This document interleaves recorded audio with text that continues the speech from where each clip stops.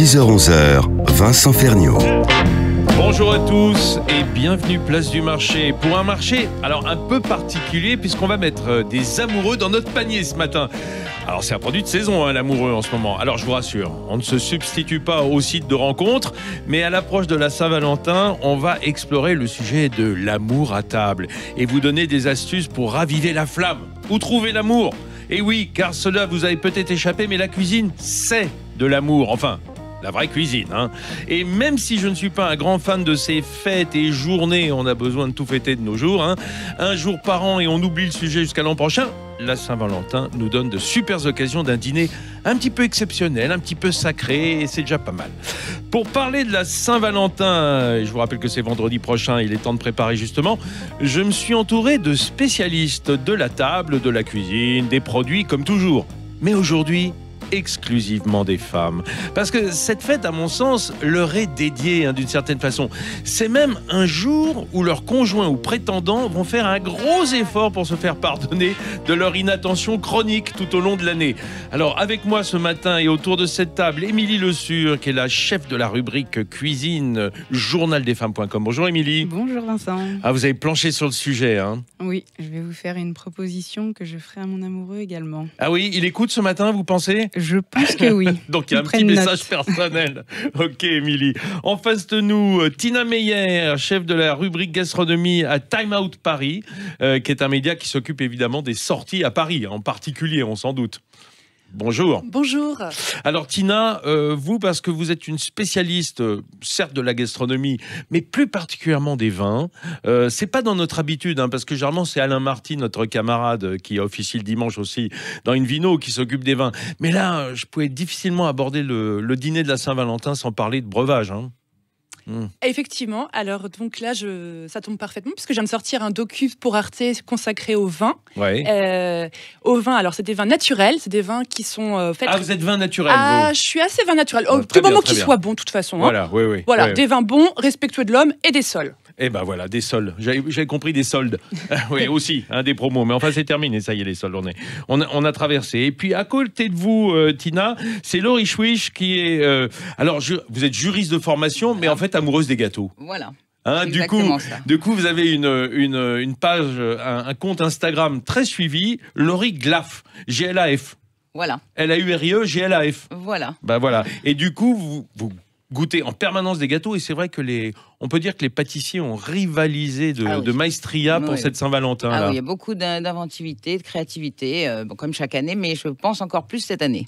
Ah bah tant mieux, parce que nous, ça nous plaît bien de terminer sur une note un peu cœur. D'ailleurs, on retrouve beaucoup la forme cœur. Oui. On va en parler un peu plus tard dans l'émission, chère Laurie. Alors, Émilie, moi, je vais commencer par vous poser la question que je vais poser à toutes ces dames.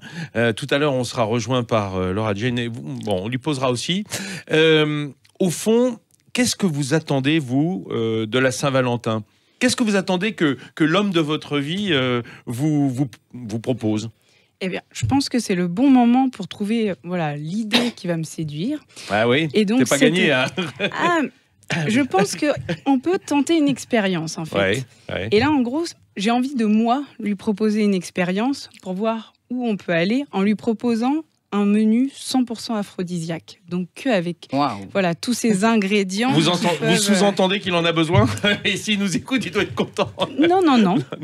Au moins, on peut pimenter cette soirée en particulier. Ça peut Sans servir. pas la pression. Ça peut servir, en tout cas.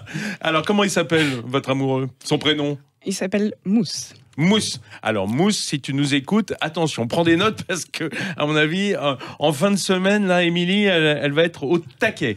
Alors, pour parler moins d'une expérience personnelle, est-ce qu'au journaldesfemmes.com, vous êtes penché sur le sujet ? Eh bien, on est penché sur le sujet et justement, on va proposer des sélections de recettes 100% aphrodisiaques, avec des ingrédients qui ont ce côté vasodilatateur, vous voyez, vasodilatateur, oh là là là là. Oui. Vous voulez dire du Viagra naturel ? C'est un peu ça, C'est un peu ça, avec l'ail, le ginseng, le céleri, le chocolat noir, le gingembre. Donc par exemple, on peut démarrer, comme là on est dimanche, on a encore un petit peu de temps, on peut démarrer avec une petite liqueur maison qu'on va laisser macérer quelques jours. Une sorte de breuvage de sorcière, là. C'est ça, un petit breuvage un peu moyenâgeux, Oui. à base de muscade, de gingembre bien sûr, de cannelle, du vin rouge. Ça s'appelle l'hypocrase. Vous connaissez sûrement. Ah bah oui, l'hypocrase, bien sûr. La cannelle, voilà. Et là, je pense que là, c'est le bon breuvage. Et la base, c'est quoi? Vous le mettez dans du vin, tout ça? C'est ça, dans du vin avec un peu de miel. On ajoute en fait dès le début, on assemble, on broie toutes nos épices et ensuite on fait chauffer le vin à la casserole. On concasse des amandes douces qu'on va également ajouter et on fait macérer l'ensemble dans le vin et de l'eau de rose. Et pendant au moins 3 heures, mais c'est mieux quelques jours. Et là, on a quelques jours devant nous. Disons que c'est la version métropolitaine de ce qu'on pourrait appeler le rhum arrangé dans les îles, Guadeloupe, Martinique. Tout à fait. En fait, c'est donc de mettre des épices qui vont stimuler l'appétit, un autre appétit que celui qui nous occupe aujourd'hui, mais en douceur, quoi. Vraiment tout en produits naturels. Tout à fait. L'hypocrase. L'hypocrase. On peut aller voir ça sur votre site, sur journaldesfemmes.com. On peut le retrouver sur le journaldesfemmes.com sans problème. Moi, j'aime bien ce côté un petit peu sorcière, quoi, un petit peu vaudou, presque, de préparer son breuvage. Vous êtes d'accord avec ça, Tina Meyer? Ah oui, moi je suis très élixir d'amour. Alors, les élixirs d'amour pour la Saint-Valentin, pour moi, c'est les vins. Ouais. Et c'est vrai que puisque tu parles effectivement de ce filtre d'amour, je pense que le vin qui sert de base, je peux te proposer un vin qui s'appelle justement Nuit d'ivresse. Donc on est vraiment dans la thématique. Ça promet là, oui. Voilà. Et c'est de chez Catherine et Pierre Breton, donc un Bourgueil, qui a le mérite donc d'être sans adjonction de soufre, complètement en biodynamie, mais surtout d'être très bon. On a donc une très belle balance sur le fruit et les tanins, et c'est surtout un vin qui ne va pas endormir après, parce que quand même le but, c'est que ce vin soit un peu coquin. Je ne sais pas, je ne suis pas au courant du tout. Je verrai à la Saint-Valentin, je ne l'ai jamais encore vécu, vu ma grande jeunesse. Laurie, dites-moi, vous qui êtes mariée, une femme mariée, votre mari, il va vous fêter, il va faire quelque chose pour la Saint-Valentin ? Alors moi, c'est vrai que j'ai de la chance parce que j'ai un mari qui me gâte beaucoup tout au long de l'année. Ouais. Donc je suis pas franchement en attente. Mais je pense que ce qui pourrait me surprendre, c'est que je ne sois pas obligée de faire des piqûres de rappel quand même, parce qu'à chaque fois, je suis quand même obligée de dire dans 3 jours, dans 6 jours. Je te rappelle mon anniversaire, je te rappelle l'anniversaire mariage, je te rappelle la Saint-Valentin. C'est un peu ça, parce que ça fait longtemps. Et bon, après, il est aussi très occupé, il bosse, donc bon. Et c'est vrai que j'aimerais bien que pour une fois, ils me disent tu t'occupes de rien, j'ai tout prévu. Après, peu importe que ça soit un grand resto, quelque chose à la maison, mais là, je serais vraiment bluffée. Donc, Pierre, si tu nous entends, je serais ravi. Je suis sûr qu'il va nous entendre parce qu'on va faire en sorte. Vous n'allez pas lui rappeler la date de la Saint-Valentin, mais vous allez lui rappeler d'écouter là, Sud Radio, là, en ce moment. Là. Vous pouvez passer un coup de fil pendant la pub tout à l'heure. Bon, je lui dirai. Et Tina, de votre côté, qu'est-ce que vous attendez de votre amoureux ? Est-ce que vous attendez plutôt qu'il vous emmène quelque part, qu'il vous prépare la cuisine, ce que vous feriez plutôt en général? Qu'est-ce que vous attendriez? Alors moi, Vincent, je vais vous décevoir. J'ai jamais fêté la Saint-Valentin, mais je vais. Jamais? Oui, non, jamais, aux grandes dames. Pourquoi vous trouvez ça un peu ringard? Pas forcément, je pense juste que la Saint-Valentin, c'est tous les jours. Oui, et c'est important de le dire. Non, mais pour répondre à votre question, moi j'aime beaucoup le chocolat. Mon autre vie, ça part le vin, c'est le chocolat. Et j'aimerais bien qu'il me ramène des très bons chocolats, j'avoue. Voilà, simplement. Une boîte de chocolat, une grosse boîte. Donc, même s'il ne se casse pas la nénette pour vous faire la cuisine, un menu d'exception, un truc dingo, au moins qu'il y ait une belle boîte de chocolat de chez... Vous avez des noms de chocolatiers de préférence? Ah oui, bien sûr. Alors, donnez-les, profitez-en s'ils vous écoutent. J'adore Jacques Genin, bien évidemment, mais là, aujourd'hui, j'ai envie de parler d'un petit nouveau qui s'appelle l'Instant Cacao. Enfin, c'est le nom de son... Oui. L'Instant Cacao, super, rue des Petits Champs, donc c'est à Paris, mais... c'est vraiment exceptionnel. Est-ce qu'on est d'accord que c'est la plus petite manufacture de chocolat de France? Exactement. Et du monde peut-être. Exactement. 12 mètres carrés, je crois. Toute petite boutique atelier à côté des caves Legrand. La boucle est bouclée. Très belle cave aussi. Et effectivement, il a le mérite. Il s'appelle Marc Chinchol. Il a 26 ans. Et le mérite qu'il a, c'est de sourcer les fèves de cacao, d'aller vraiment les torréfier lui-même, de A à Z, en fait, que ce soit ses tablettes ou ses bonbons de chocolat, c'est exceptionnel. Franchement, allez-y, c'est magnifique et les prix sont plutôt sages. Et oui, c'est ce qu'on appelle de la fève à la tablette, le fameux bean to bar qui plaît pas aux croqueurs des chocolats, notamment. On aime bien ne pas trop angliciser les noms en France. Donc, ça veut dire que rarement les chocolatiers vont depuis la récolte de la fève de cacao, de la cabosse, jusqu'à la tablette de chocolat. Mais c'est une tendance quand même en ce moment, de ce bean to bar. On voit de plus en plus chez les chocolatiers. Oui, complètement. On peut citer effectivement Encuentro, avec l'accent dans le texte. Chocolatier exceptionnel qui fait le même travail et plaque, notamment rue du Nil, qui est super. Et un petit coucou aux Sèves à Lyon qui ont ouvert une manufacture de chocolat dans la banlieue de Lyon qui est absolument magnifique, qui se visite en plus. Allez les amis, ES, on revient tout de suite. Une petite page de pub, on se remet à niveau et on reparle de la Saint-Valentin. Nous voici de retour, place du marché, entouré de femmes. Aujourd'hui, j'ai de la chance, mais c'est normal, on parle de la Saint-Valentin, on fait un marché d'amoureux, sans se substituer, comme je vous le disais, au site de rencontre. C'est pas du tout le but de cette émission. Mais comme la Saint-Valentin, il y a cette connotation, le dîner de la Saint-Valentin, ce moment où on va se retrouver en tête à tête, où on va se dire des choses, où on va partager un moment de grâce, peut-être, et simplement d'amour. J'avais envie de connaître l'avis des femmes sur le sujet. Pour vous, messieurs, qui nous écoutez et qui ont besoin peut-être d'une remise à niveau. Alors, on continue et nous a rejoint autour de cette table Laura Jane. Bonjour Laura. Bonjour. Laura Jane, alors elle est à la fois pâtissière de formation, puisqu'elle a passé un CAP, puis elle a eu l'idée de faire la box en sucre. La box en sucre, sont des kits qu'elle envoie par la poste pour les gens qui veulent faire des gâteaux. Exactement. Voilà, et elle en fait la promotion, évidemment, sur les réseaux sociaux, puisque c'est quand même le média général. Et j'avais la chance de la voir vendredi matin, dans mon émission Ensemble, c'est mieux sur Paris-Île-de-France, sur France 3. Et ça s'est bien passé, j'ai pas été trop désagréable. Non, pas du tout. Ça va. Ouf, tant mieux. Tant mieux, ça rassure. Voilà. Alors, figurez-vous que vos consoeurs, j'ai envie de dire, vos consoeurs de Saint-Valentin, je leur ai posé la question, Laura, si votre amoureux, si votre prétendant, si votre mari a envie de vous faire plaisir, de vous surprendre, comment est-ce qu'il doit se comporter la Saint-Valentin? Alors, je vous pose la même, Laura. Alors, moi, je suis franchement pas compliquée comme Nénette. Ça nous va aussi. Tant que la bonne humeur est là, un petit cadeau quand même, faut pas déconner. Un gros McDo. Ouais. Ça me suffit. Après, si on veut... vraiment pas compliqué, alors. Non, après, si on fait ça sur la plage, sur les Maldives, dans les Maldives, ça, c'est un petit plus. Ça gêne pas, quoi. Voilà. Mais sinon, non. Quelque chose de simple, efficace. Ouais, et puis direct, quoi. Voilà, le fameux je t'aime, je t'ai toujours aimé tout au long de l'année, mais aujourd'hui je te le dis. Très bien. Alors on va revenir à des considérations plus alimentaires. On avait démarré avec Émilie Le Sur, qui est donc la chef de rubrique cuisine au journaldesfemmes.com. Émilie, on disait tout à l'heure, vous ce qui vous amuserait, ce qui vous ferait marrer, c'est un petit menu aphrodisiaque. Non pas que ça soit forcément super efficace sur le plan physiologique, mais en tout cas ça met en condition. Non mais c'est vrai. C'est un peu psychologique. Il y a quand même, il y a quand même les aliments tels que l'huître. Donc là, je vais vous proposer d'ailleurs une petite recette d'huître chaude en entrée. Ouais. Ça a quand même des vertus où ça va stimuler la circulation sanguine. Donc, si on les accumule de l'entrée au dessert, peut-être que ce soir, ça va être le bon soir. Bon, je suis un petit peu gêné pour Mousse, qui nous écoute, l'amoureux d'Émilie Le Sur. On comprend à demi-mot qu'il a besoin d'être stimulé. Mais pas du tout. J'ai envie que cette soirée soit juste encore meilleure que toutes les autres. En fait, que ça dure jusqu'au bout de la nuit. C'est comme les bières sans alcool. Voilà. On peut dire ça. Alors, ce menu aphrodisiaque, vous nous parliez d'huîtres.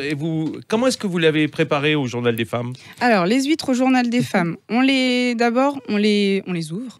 C'est mieux, c'est mieux que de les gober fermés. Ça peut être compliqué et l'effet ne va pas être le même. Une dent en moins, c'est peut-être pas très suffisant pour la Saint-Valentin.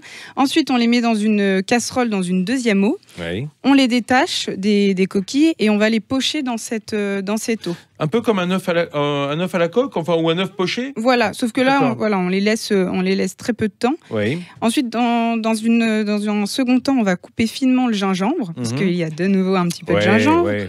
On va couper du fenouil. Du fenouil bulbe, pas de la tige. Oui, d'accord. Fenouil bulbe. Ouais. Et ensuite, des cives en bâtonnets assez fins, on va les découper. On va blanchir le tout et réserver. Blanchir, c'est eau bouillante salée. Mais rapidos. Rapidos, juste quelques minutes. Ouais, d'accord. On va disposer dans les coquilles des huîtres les bâtonnets de fenouil, les cives, Ouais. On va faire fondre un petit peu de beurre avec du persil haché menu, le gingembre et une pincée de cannelle. On rajoute encore un petit peu d'épices. Ah oui, parce que ça marche bien la cannelle. Merci, cannelle, je note. ça marche très bien. On arrose les huîtres avec le beurre. On ajoute une pincée d'amandes écrasées. Les amandes aussi, c'est pas mal. Ah oui, d'accord. Ok, non, mais ok, si vous le dites. Ah oui, Laurie qui dit elle note. Hein. Bah oui, on note, oui. Et ensuite, on passe tout ça au four 5 minutes. Ah, gratiner, voilà. Juste gratiner. Voilà, huître chaude, donc juste 5 minutes à 180 degrés et c'est top. Émilie Le Sueur, vous n'avez pas précisé un truc, vous êtes normande, donc vous prenez de la baie de Seine, de l'huître, enfin du Vérésigny ou de l'huître normande en tout cas. Alors pour le beurre en tout cas, oui, il n'y a pas de débat. Il n'y a pas de débat. Alors, beurre d'accord, vous n'êtes pas d'Isigny, raciste sur l'huître. En revanche, pour le beurre, il n'y a que du beurre de Normandie. Hein. Tout à fait. Bah, ça ne m'étonne pas. C'est bien de défendre sa région. Moi, j'aime bien. Ça ne me gêne pas du tout. Au contraire. Tina Meyer, qu'est-ce que vous nous proposez comme vin avec ça? Parce que vous avez une liste de vins de la Saint-Valentin un peu émoustillant. Exactement, Vincent. Moi, je pense qu'il faudrait un petit peu casser comme ça ce gras de l'huître chaude, travaillée, cuisinée. Et j'ai bien envie de vous proposer Je t'aime mais j'ai soif, le bien nommé. Alors voilà. Je t'aime mais j'ai soif. Ça va pas plaire à tout le monde. Je t'aime mais j'ai soif, qui a le mérite en plus d'être un vin qui est franchement très raisonnable. 8 € la bouteille, hein, qu'on peut trouver en ligne d'ailleurs. C'est important de le dire pour nos auditeurs. D'accord. Et on est là sur un mélange de 3 cépages, en fait, le melon de Bourgogne, hein, la Marsanne et la folle blanche, qu'on retrouve d'ailleurs... Le melon de Bourgogne, c'est bien celui qui fait le muscadet. Exactement, hein, ça, hein exactement, ouais. Parce que le vigneron derrière Vincent Caillé, c'est un peu le prince du muscadet. Hein, voilà. Et ce petit vin-là est super, il est à boire frais, mais pas trop frais, parce que si vous attendez un petit peu, le tout s'envole vers des arômes de citron, caviar, de melon et de fruits à chair blanche. C'est top. Et c'est dispo aussi en bib de 5 litres pour des amours au long cours. Ça vous plairait bien, ça, Émilie ? Ça peut accompagner vos huîtres ? Pourquoi pas ? Je suis sûr, vous voulez rire ou quoi ? D'ailleurs, je me tourne vers Laurie Schwich. Laurie, votre mari cuisine ? Pas du tout.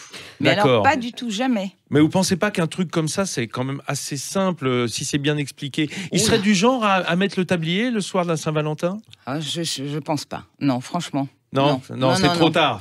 Ah, ça y est, il ira chercher le McDo. Il ira chercher le McDo, mais il passera à Saint-Valentin avec Laura Jane. C'est embêtant. Non, ça n'ira pas non plus. Non, le tablier, non, je l'ai jamais vu vraiment cuisiner, jamais. Jamais. Non, jamais. D'accord. Et donc, est-ce que, à l'image de ce que souhaitait tout à l'heure Tina, vous seriez heureuse d'avoir une belle boîte de chocolat, au moins un petit cadeau qui se déguste ? Oui, oui, toujours. J'aime toujours le chocolat. Et d'ailleurs, j'en ai goûté un absolument incroyable il y a 2 jours. J'ai fait une petite sortie avec les Pérégrinations secrètes. C'est un petit groupe qui officie sur Instagram et qui nous emmène. En fait, on ne sait pas où on va, on ne sait pas ce qu'on va déguster. Et ils nous ont emmenés dans l'atelier de Jean-Paul Evin. Et il nous a fait un chocolat aux huîtres, un chocolat chaud aux huîtres. Alors, c'est quand même un peu rude à l'odeur, pour l'odeur, mais sinon, c'est hyper bon.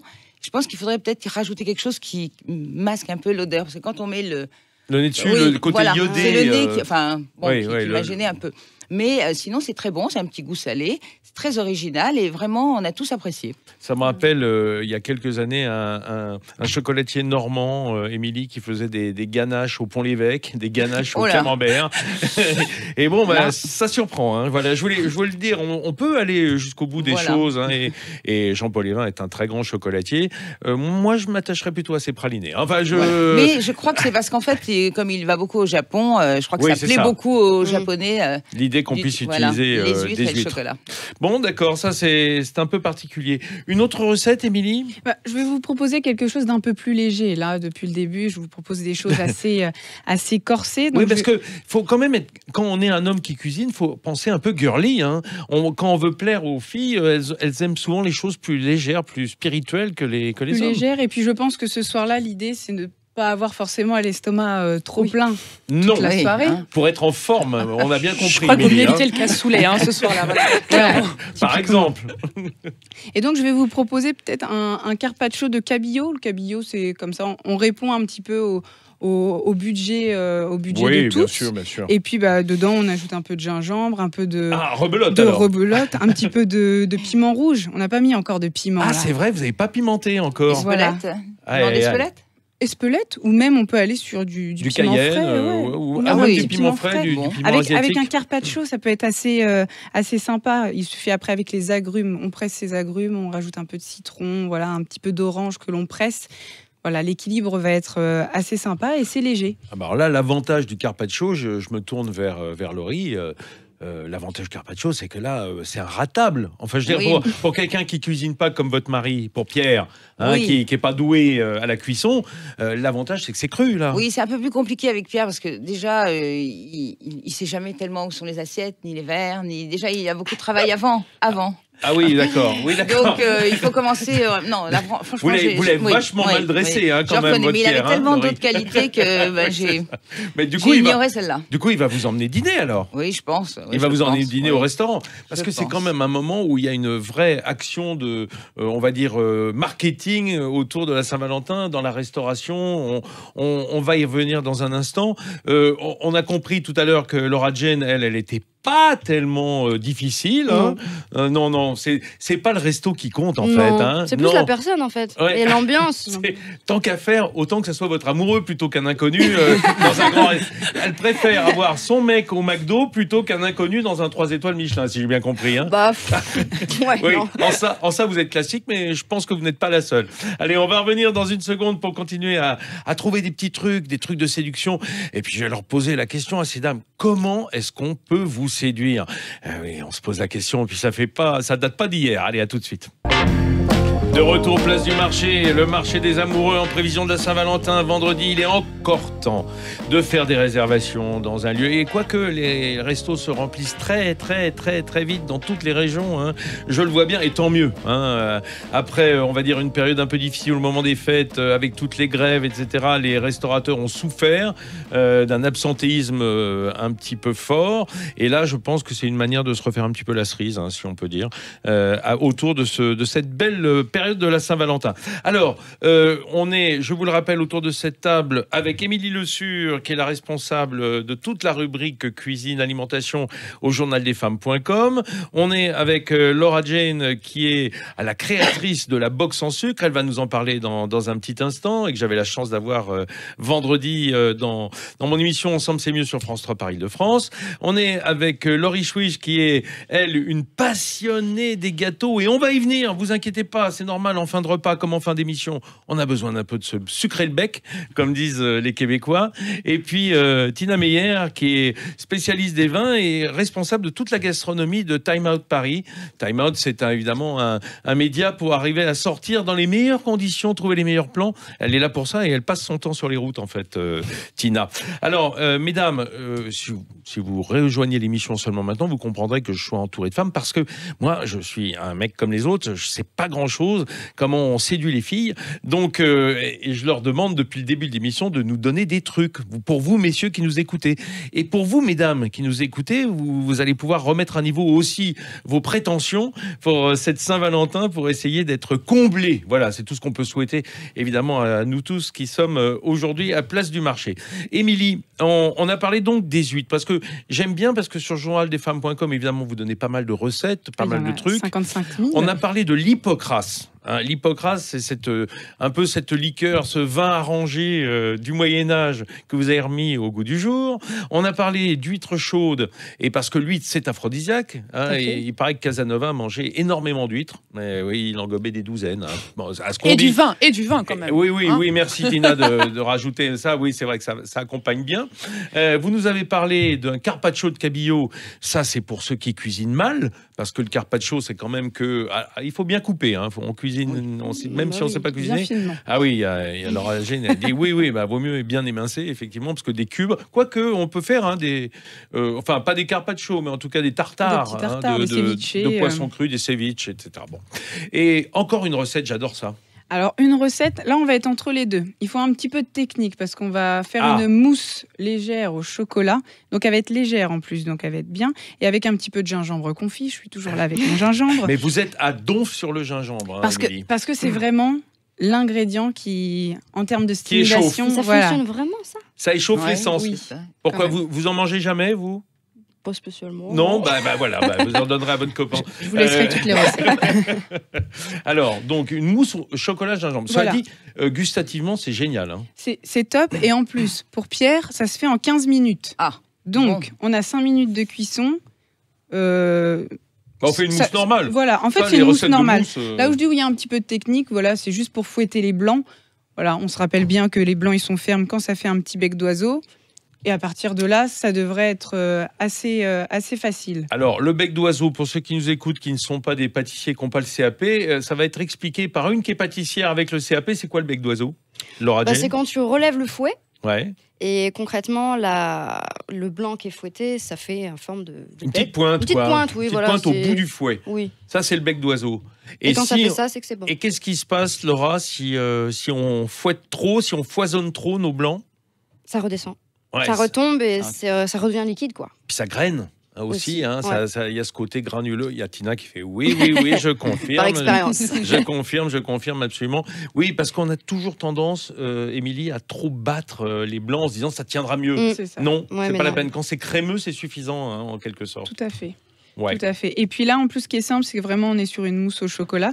C'est une recette, je vais le préciser quand même, qui a été déposée sur notre site par Bistro de Jenna, qui est une déposante très régulière chez nous. Donc, on la Ouais. remercie pour la cette contribution, recette, ouais. voilà, qui est donc à retrouver en ligne et sur son blog. Et puis, en fait, elle est très simple aussi parce que donc c'est une mousse. Et puis, à la fin, on rajoute quelques petits morceaux de gingembre confit. Et hop, on remet 3-4 heures. On n'a pas besoin au de les frigo. confire soi-même.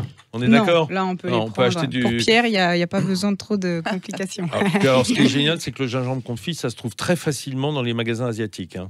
Tout à fait. Voilà. Et comme vous n'êtes pas comme tous ces idiots qui n'osent pas aller dans les magasins chinois à cause du coronavirus, eh ben vous allez aller en chercher parce que c'est pas dans le gingembre confit qu'on risque d'attraper le coronavirus. Voilà. Hein, comme ça, je l'ai repassé au passage. Hop, parce que j'en vois des gens qui disent plus de restaurants chinois en ce moment. Enfin bon, pas délire. Oui. C'est pas grave. Allez, on continue. Alors justement, puisqu'on aborde un peu l'aspect sucré des choses.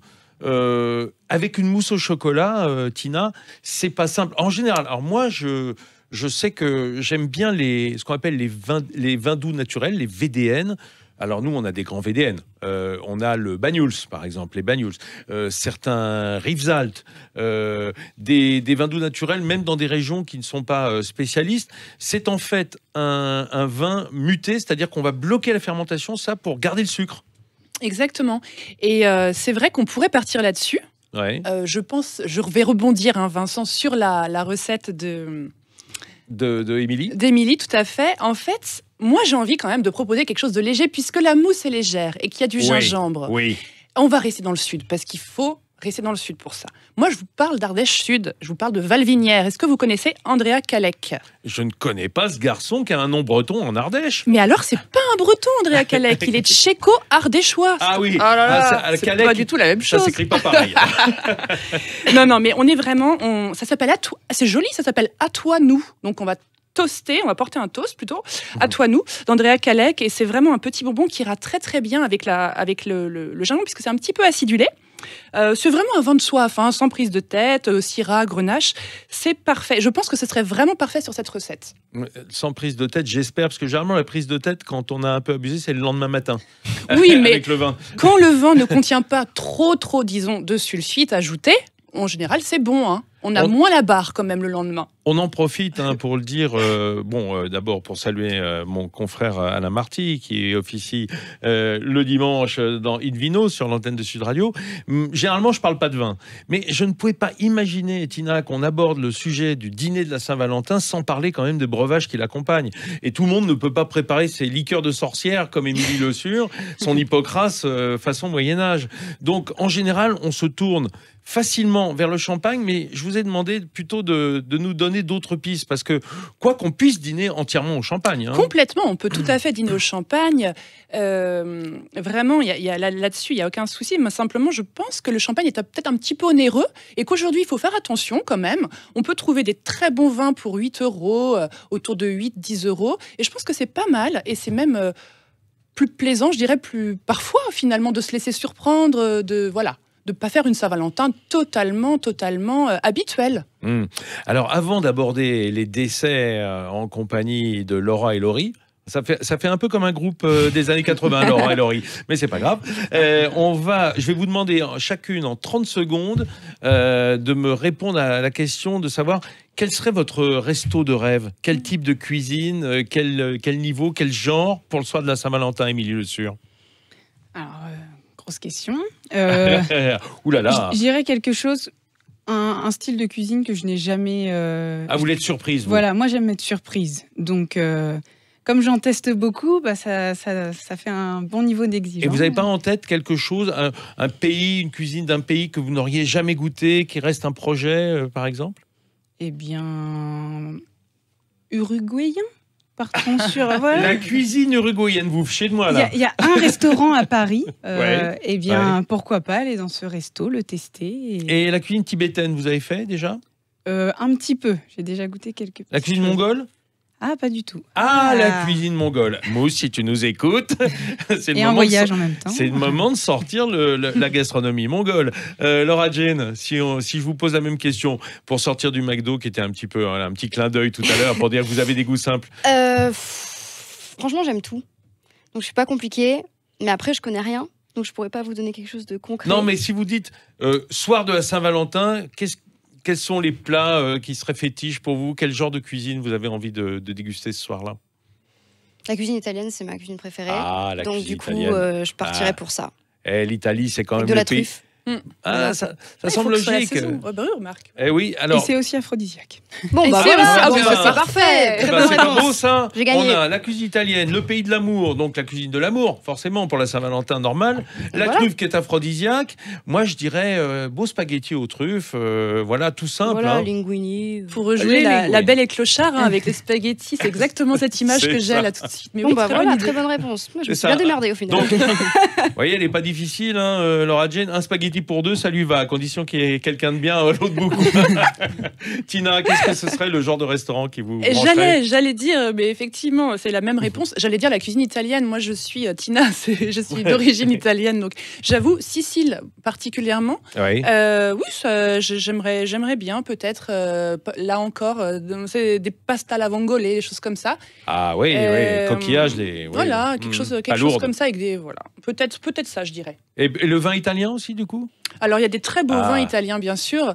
Oui, dans ce cas-là, effectivement, jouons l'accord jusqu'au bout. Et comme on dit souvent, on boit le vin en lien avec le terroir, avec ce qu'on mange. Donc, si effectivement on est en Italie, buvons italien. Et en Sicile, particulièrement, où il y a de plus en plus jolis vins, il y a eu des progrès énormes. En énorme. Sicile. Et c'est très important de le dire, c'est très juste, Vincent. Notamment autour de la région de Palerme, on pense souvent à l'Etna, le volcan l'Etna, et aux vignerons exceptionnels qui sont sur ses pentes. Mais autour de Palerme, il y a notamment Guccione. C'est magnifique ce qu'il fait. C'est magnifique, c'est un poète du vin. D'accord, et vous le retrouverez en ligne, bien entendu. Complètement, je vous invite à regarder son site web, très bien fait. Super, moi il y a un site que j'aime bien sur lequel j'achète les vins italiens qui s'appelle Italvinus, qui livre très facilement et avec des promotions très intéressantes sur de nombreux terroirs italiens. Je vous le dis au passage, c'est mon petit... Oh zut, je me suis grillé avec ma femme. Elle va savoir ce qu'elle va boire le soir de la Saint-Valentin. Laurie, en un mot, vous aussi vous êtes italienne d'origine? Oui, mais oui, absolument. Mais c'est vrai que là, ça aurait plutôt été un restaurant vraiment méditerranéen avec des petits farcis, des petits légumes croquants. J'ai plus envie de ça. La Provence et le Languedoc, quoi. Enfin, disons tout l'arc méditerranéen en bas de la France. Et ça serait vraiment bien parce que là, comme mon mari est du Pays Basque, il ferait un effort. Voilà, ça serait un bel effort. Sud-Est. Voilà. C'est magnifique, ça c'est œcuménique. Pierre a tout noté. Ah, mes amis, ici, place du Marché, on baigne dans l'amour ce matin. On baigne dans l'amour universel puisqu'on prépare la Saint-Valentin et c'est la fête de l'amour. Voilà, la fête des amoureux d'ailleurs plutôt que la fête de l'amour. Autour de cette table, je me suis entouré de femmes qui me donnent plein de bons conseils et à travers moi, vous les avez aussi, ces bons conseils. Messieurs, si vous voulez séduire vos femmes ou vos futures femmes, vos petites amies. Et à l'inverse, c'est vrai aussi, parce que, mesdames, il faut parfois rallumer la flamme chez l'homme quand elle s'est éteinte ou quand elle est juste en veilleuse. Et pour cela, nous avons avec nous Émilie Le Sur du journaldesfemmes.com qui nous donne plein de trucs aphrodisiaques. Émilie, vous êtes à fond sur le coup. Ah là, j'ai pris la mission à cœur. Ah bah oui, mais c'est très bien, à cœur. c'est justement le signe de la Saint-Valentin. Laura Jane, on va parler dans une toute petite seconde de votre œuvre pâtissière qui est la box en sucre. Et si vous ne connaissez pas, vous allez voir, c'est très simple, vous comprendrez et ça peut aider, hein, même le soir de la Saint-Valentin. On va le comprendre. Laurie Schwiss qui est avec nous et qui est une amoureuse des gâteaux, elle va nous donner sa sélection immédiatement. Là, ça va venir en une seconde. Et Tina, toujours pour les vins qui accompagnent ces merveilles et dont nous parlons depuis le début de l'émission. Alors, Laurie, je vous ai demandé de venir parce que vous avez une page Instagram, Laurie Glaff. D'abord, vous avez des talents de photographe. Hein, vous nous donnez toujours envie avec les gâteaux que vous photographiez. Et surtout, c'est pas votre métier. Hein, vous êtes juriste de formation, oui, vous avez exercé dans cette profession, mais tout d'un coup, vous êtes prise d'amour pour la pâtisserie, vous avez eu envie de partager. Voilà, c'est ça, c'est ce que je faisais. En fait, je mettais toujours les gâteaux sur un petit compte familial et un jour, j'ai décidé de les mettre sur Instagram et puis j'ai vu que j'avais beaucoup de fans, de plus en plus, et puis voilà, et du coup, je mangeais de plus en plus de gâteaux. Et d'une façon générale, les gâteaux sur Instagram, c'est hallucinant. Hein. Moi, c'est vrai.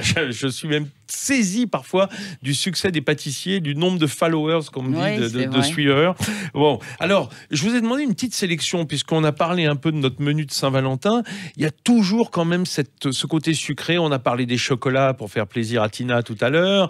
Il faut parler des gâteaux, parce que le gâteau, c'est aussi un moment très important pour les pâtissiers et les boulangers français qui vont pouvoir fournir tous les amoureux. Alors effectivement, il y a beaucoup de gâteaux qui sont créés pour la Saint-Valentin et c'est vrai que les pâtissiers redoublent d'inventivité pour ce jour-là. J'ai donc dû faire une petite sélection. C'est ce qui nous intéresse. Voilà, comme ça, ça va nous selon mes goûts à moi. Et donc, j'en ai sélectionné 4 qui sont tous les 4 en forme de cœur. Bon. Génial. Donc, le premier, c'est un petit duo de cœur de la tarte tropézienne. Donc, chaque gâteau a un goût différent. Donc, ils sont assez généreux pour qu'on puisse les échanger, les partager. Le premier est acidulé avec de la crème tropézienne et des framboises. Et l'autre est plus puissant en goût. C'est-à-dire sur la base, on est sur la même base. C'est-à-dire cette espèce de brioche un peu mousseuse. Voilà, c'est une petite qui est brioche. Fourrée d'une crème. Voilà. Alors d'un côté, c'est crème pâtissière naturelle et l'autre, c'est au chocolat noir avec un insert praliné noisette. Ce qui fait que là, vraiment, on a les deux goûts. Au niveau prix, c'est très raisonnable puisqu'on est à 13 € les deux. 13 € les deux. Oui. Mais c'est pour combien de personnes? Pour deux? Ah oui, c'est pour deux. Ça, c'est non, pour mais deux. parce que moi, je voyais la Saint-Valentin à plusieurs. Là, on change de thème là. Non. Alors après, j'ai choisi le Valentin de Cyril Lignac, qui est un entremets en forme de cœur rouge, évidemment.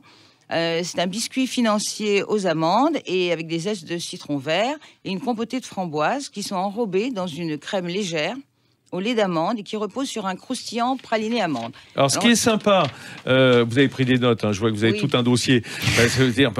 Parce que retenir de mémoire tout ce qu'il y a à l'intérieur de ces gâteaux, c'est compliqué. Ce qui est sympa, c'est qu'évidemment, les pâtissiers, ils donnent libre cours à l'utilisation de la forme cœur. Ce qui est plus compliqué en cuisine, mais eux, ils peuvent se lâcher. Donc, il y a énormément de pâtisseries en forme de cœur au moment de la Saint-Valentin. Voilà, donc ça, c'était celui de Cyril Lignac. Bon, on retrouve bien son côté gourmand, croquant, qui est vraiment cher à ce pâtissier. Le prix, c'est 15 € à partager, mais il est assez bien, donc ça va, on peut le partager. Génial. Alors, moi, j'adore. En plus, c'est Benoît Couvrant, qui est le pâtissier de Cyril Lignac, il faut le citer au passage. C'est vrai. Alors, le troisième, c'est un peu mon chouchou. C'est La vie en rose de Cédric Grolet. Donc, c'est un dessert qui est à la fois très, très beau et très technique. Donc là, il a revisité... Et très, très cher aussi. Oui. Je dis ça parce que je connais les créations de Cédric Grolet qui sont pratiquement des œuvres d'art, qui s'échappent un peu de la pâtisserie française en général. Alors, par sa créativité et aussi par le prix, parfois. Voilà, donc là, on est à 30 € pour deux. Ah oui, c'est pratiquement le prix du dîner pour Laura Jane. Donc en fait, il a revisité un Saint-Honoré. Donc c'est un Saint-Honoré, mais qu'il a fait en forme de cœur. Et il a orné de framboises, qu'il a surplombé d'une chantilly voluptueuse, infusée à la rose. Donc là, on est au max, quasi. Alors, il a fait infuser de la rose dans sa crème avant de la monter et de la foisonner. Et c'est vraiment beau, les choux sont magnifiques, bien caramélisés. C'est beau et c'est technique, on sent qu'il y a du travail. Et de toute façon, il y en a sur tous les pâtissiers, mais... Dites-moi la vérité, Laurie, est-ce qu'il va falloir faire la queue 1h30 comme toujours? Oui, surtout qu'en plus, c'est hyper limité pour lui, puisque je pense qu'il ne va être en vente que le 14 février. Alors, je peux vous donner un conseil, vous qui n'êtes pas très ponctuel, messieurs.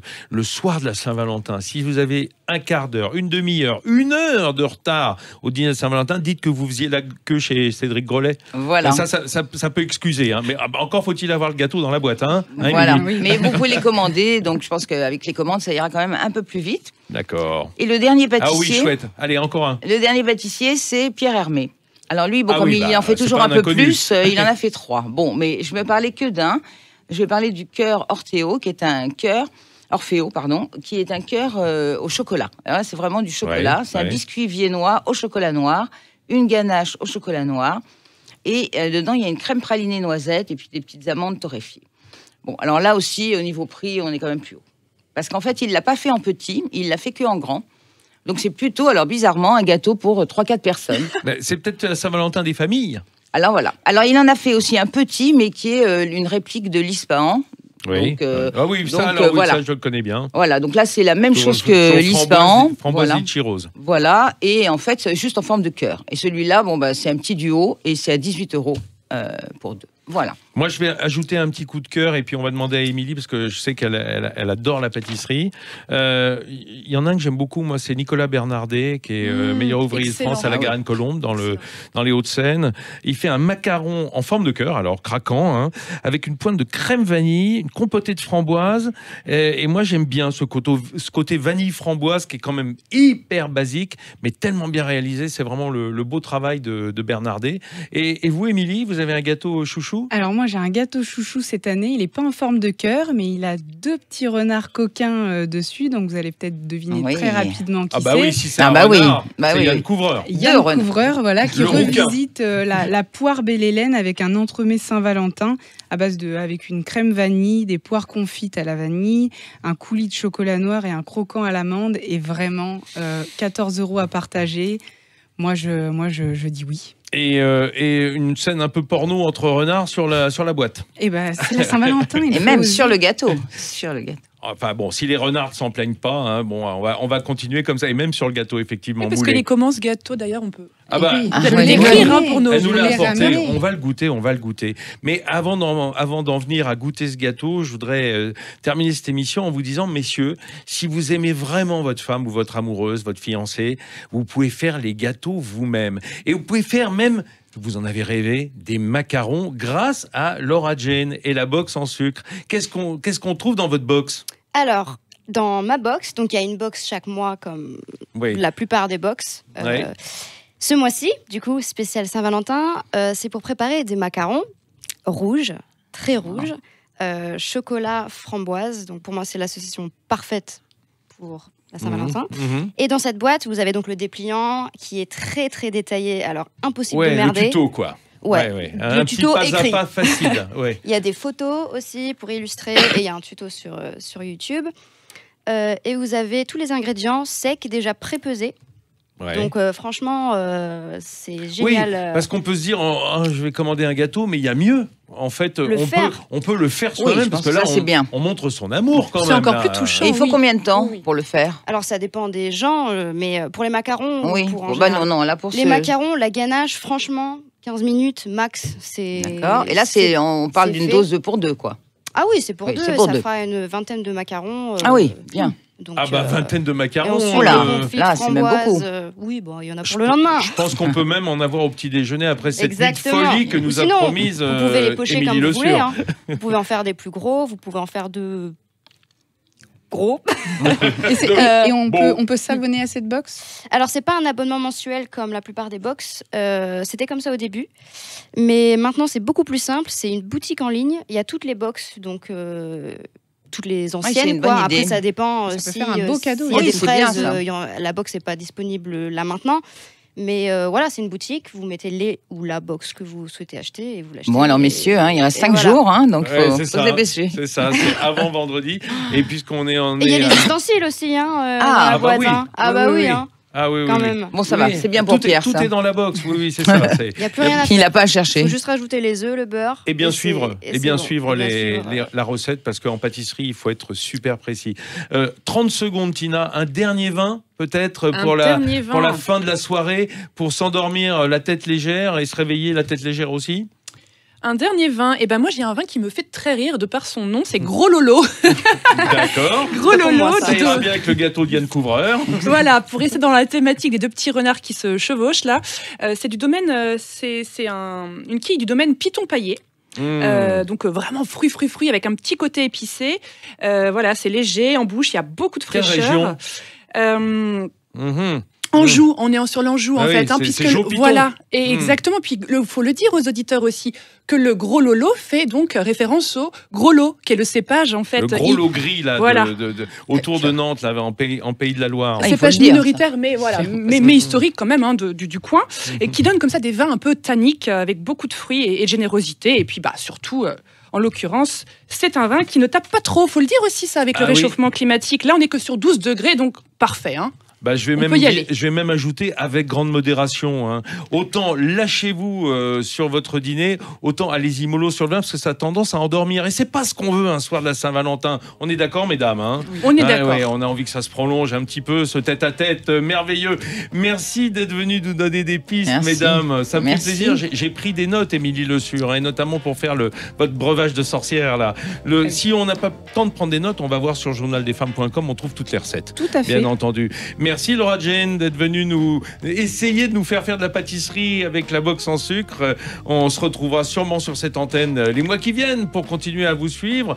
Merci à Laurie Chouich d'être venue nous donner envie de vos beaux gâteaux. Et on vous retrouve sur votre page Instagram Laurie Glaf, GLAF. Et merci à Tina Meyer d'avoir interrompu sa course autour du monde à la recherche des bons plans en vin et en plat pour venir nous donner elle aussi des breuvages qui nous laisseront un petit peu tranquille au moment de la digestion, et c'est important ce soir-là. Mes amis, merci d'être venus nous avoir écoutés. Vous n'avez pas eu le temps de prendre des notes, vous pouvez réécouter sur sudradio.fr cette émission, et on se retrouve dimanche prochain. On va peut-être se raconter comment s'est passé la Saint-Valentin. Bien, j'espère. Bonne semaine à vous et belle Saint-Valentin à la fin de la semaine.